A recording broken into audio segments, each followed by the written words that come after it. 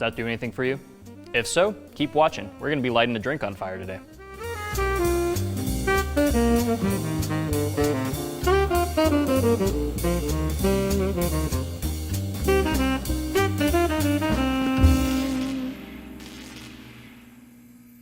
Hello and welcome to the Martini Shot. My name is Brandon, and today I'm going to be reviewing the 2022 Marvel superhero film, Doctor Strange in the Multiverse of Madness.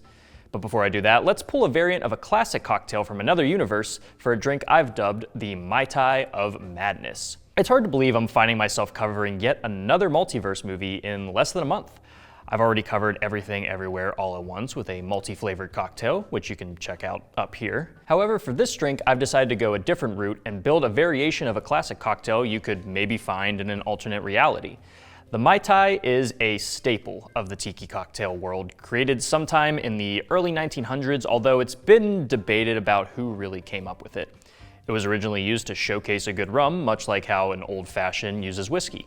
However, over time, the drink's recipe began to become muddled as every bartender was changing it around, adding their own twists to it, such as adding stuff like juices and stuff like that. Because of this, your Mai Tai may taste very different depending on where you order it. However, for this iteration, I'm leaning a bit more towards the classic variation, with my own little tweaks. It's fairly strong, but very easy to drink, just how I like it. So why a Mai Tai? What does it have to do with Doctor Strange? Well, it turns out the good doctor is a fan of the drink, evidenced by this panel from a Doctor Strange book, and you better believe that's all I really need to run with. Also, the Mai Tai is a perfectly structured cocktail that will allow me to light the drink on fire, something I have not done in a hot minute. So let's get right into it. So with a drink like a Mai Tai, it's a very alcohol-strong drink. There are variations of it that use pineapple juice that kind of lessen the bite of the alcohol itself. But if we're going for more of a traditional recipe of the Mai Tai, we're not going to be using any of that. So we're going to be having our rum, as per usual, but we are going to be using a pineapple flavored rum. This is just to introduce a little bit more fruitiness to it. It'll definitely help. And then some kind of off-the-wall additions that we're going to be doing is the addition of a peach brandy, which is going to add more texture to it and also pairs really well alongside the pineapple. I think you can also use apricot brandy if that's something you happen to have in place of the peach brandy. I think they have two similar flavors that might work pretty well together. But for the most part, we are going to be building this kind of as a standard Mai Tai. We're going to be switching out the orange liqueur you would usually find in there for the blue curacao. This is mainly just to make the drink more visually interesting. And then to really kind of make it its own thing, we are still going to be doing a float of dark rum, how you would traditionally do. However, I have gotten this very nice overproof rum, 151 rum, because we are going to be lighting the top on fire. Obviously, if you've never done anything with cocktails and fire before, let me explain. Alcohol and fire are very, very good friends with each other. They ignite very, very quick, so if you're going to be doing anything like this, I ask that you just take the necessary caution that you need to do in order to make sure you're doing that in a safe environment. Make sure you have a fire extinguisher or water somewhere nearby, just to be safe. We're not going to get too crazy with this, but it's better safe than sorry. So let's go ahead and start with our main ingredient, the rum. So we're going to be doing 1.5 ounces of pineapple rum. Next, we are going to do 3/4 ounce of blue curacao. And then additionally, we're going to be doing 3/4 ounce of the peach brandy. So how it sits right now, we have nothing but alcohol in here. And while that might sound good to a lot of people, we do need to cut it with something that's going to make it a little bit more fruity, a little bit more palatable to the average drinker. So to start, we are going to be using some orgeat. Now, orgeat is a almond-based sweetener. You can also use this thing in like coffee or anything like that. It's a good replacement for simple syrup if you really want more flavor diversity in your drink. We're going to do 1/2 ounce of orgeat. And then we are also going to do a little bit of lime juice. All right, so we're done juicing now. However, I will say you might want to leave that half of the lime you have left over just off to the side, because I usually like to do a nice little lime wheel as a garnish once the drink is done. So definitely hold on to that. So now that we have all of our ingredients in our mixing glass, I've thrown some ice in there, quite a bit of ice actually. I'm planning to open pour this rather than strain it, so You can do that if you like, or you can top it off with fresh ice. I'm just gonna use what I have in the shaker. There's a couple different ways you can serve up a Mai Tai. Usually when it's more of a juice-based one, they'll put it in something a little bit taller, like a hurricane glass. But for something like this, I think a simple rocks glass will work. And then, like I said, just gonna open pour into this one.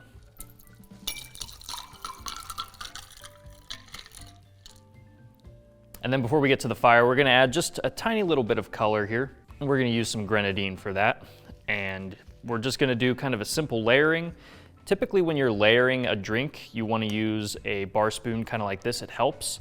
However, if you're going to be using something that's already going to sink to the bottom, it's not really required. Grenadine, if you don't know, has a lot of sugar in it. So the density of it is very heavy, so it'll usually pretty much sink to the bottom of any drink you put it in. But just for style's sake, I think I'll still pour it over the spoon.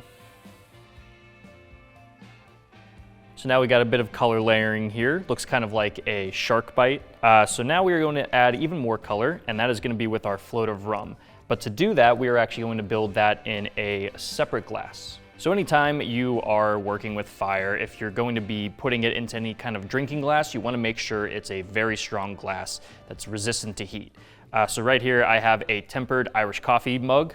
It's a very thick glass, also has a handle, which means I won't really need to be touching the glass itself. So basically, yeah, try to use something like this that can keep your hand away from the heat as much as it can, and to make sure that it doesn't shatter when you put the actual heat into it. To start with that, we are going to use our 151 proof rum. It smells like gasoline. And you're only gonna really want 1 ounce of this. That'll be plenty. And then we're gonna put a couple slices of pineapple in here. Once we light that, along with some of the cinnamon that we're also gonna be putting in there, it's gonna make a very, very nice, rich, fruity aroma that's gonna top off the drink really, really well. And then we're also going to do a little dash of cinnamon powder as well. So we can go ahead, roll it around a little bit just to kind of get it to coat the glass. Before you light anything like this on fire, I would definitely take the extra precautions to make sure that your environment is safe to do this. Make sure you get any alcohol that was on your hands off, and just kind of make sure that any of the other bottles of alcohol are closed, sealed away. You don't want anything else catching that's not supposed to.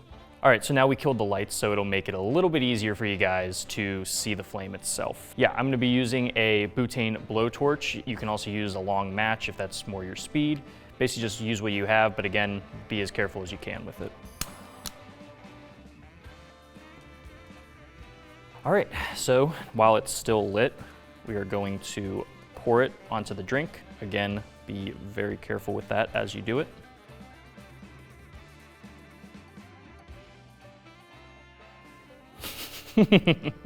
Stop that shit. So now you can see we have our very cool looking multicolored Mai Tai, but we're not done just yet. We are going to be garnishing it with 2 different things. We're going to be using a lime wheel, and we're also going to be using a sprig of mint. It's just kind of tradition with the Mai Tais to do something like that.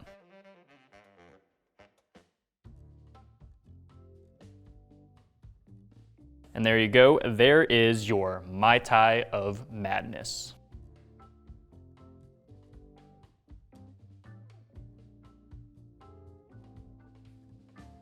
Let's go ahead and give this a taste test. So as to be expected, the first thing you're gonna get is that 151 rum, and it is strong, believe me. But you can definitely taste the roasted pineapple slices and the cinnamon in there. It gives it a really nice spice to it.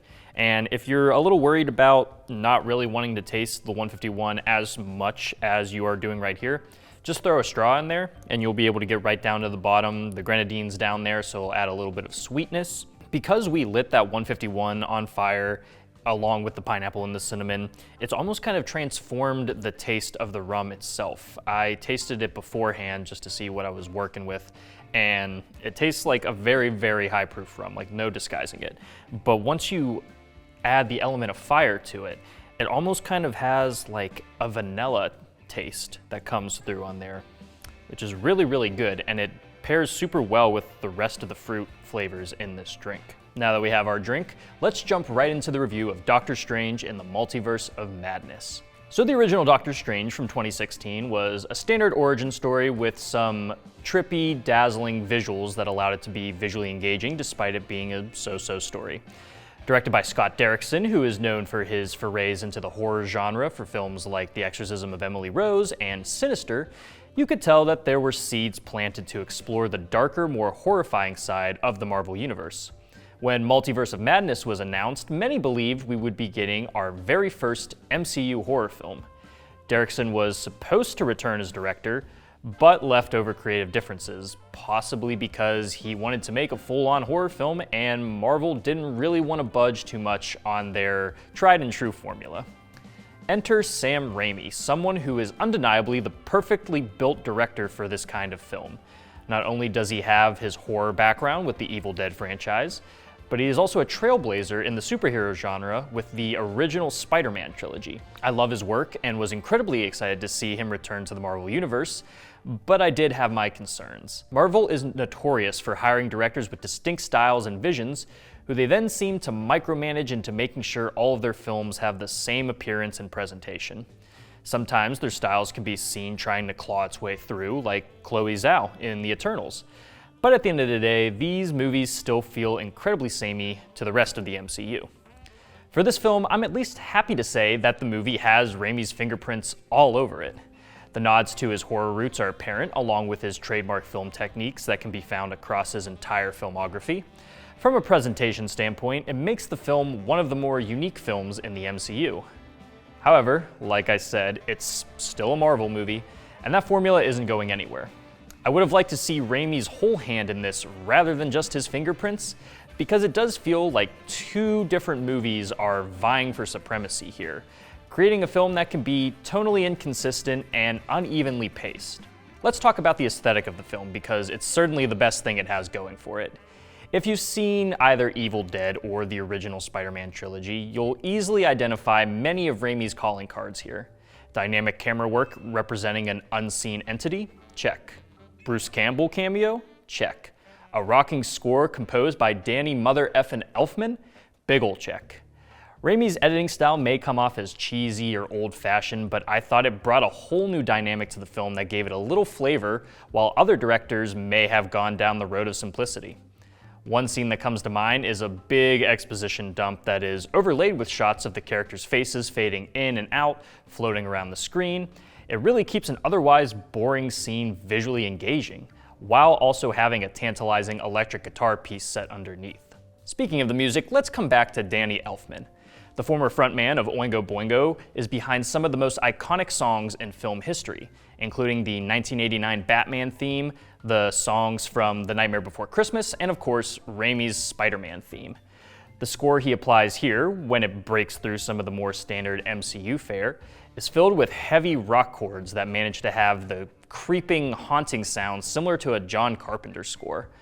Of course, the visuals are once again one of the most iconic elements of the film, with a lot of creative choices in the effects and camera work that I think really pay off, especially in the later half of the movie. There's a pretty inventive fight that combines the score and the effects into a super cool dueling musical battle.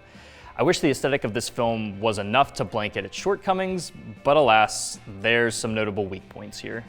For starters, this has to be one of the weakest MCU scripts I've seen in a hot minute.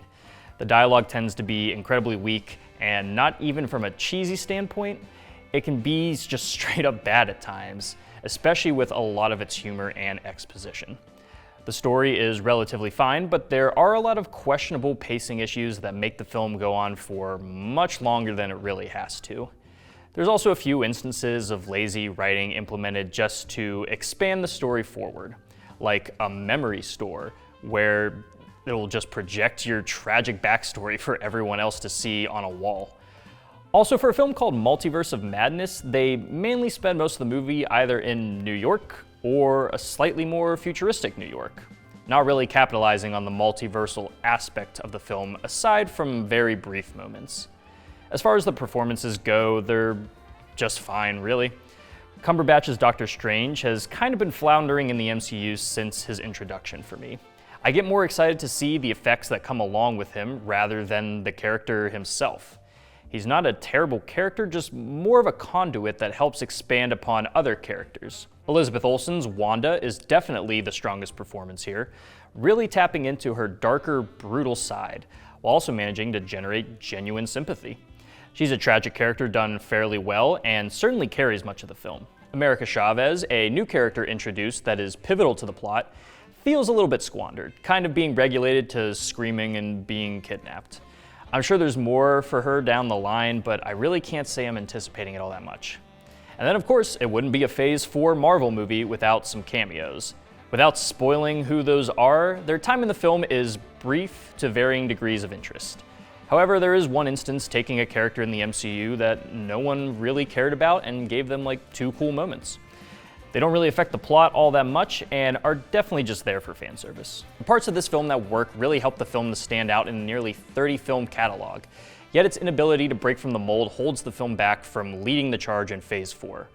Sam Raimi does a fantastic job injecting a noticeable creative voice into a film marked by lazy writing and status quo fundamentals, making a film with a few select scenes I'd love to revisit, rather than re-watching the film as a whole. For my rating, I'm giving this film 3.5 Darkholds out of 5. Guys, thank you so much for tuning into this week's episode. What did you think about the movie? Let me know what you thought about it down in the comments. And if you like what you saw here and would like to see more, don't forget to like, subscribe, and follow me across all social media channels. Also, if you're looking for more movie reviews and movie-themed cocktails, I have a website, martinishot.blog. You should definitely check that out. Until next time, thank you again for watching. I will see you in the next one. Live deliciously, but please remember to drink responsibly. Thank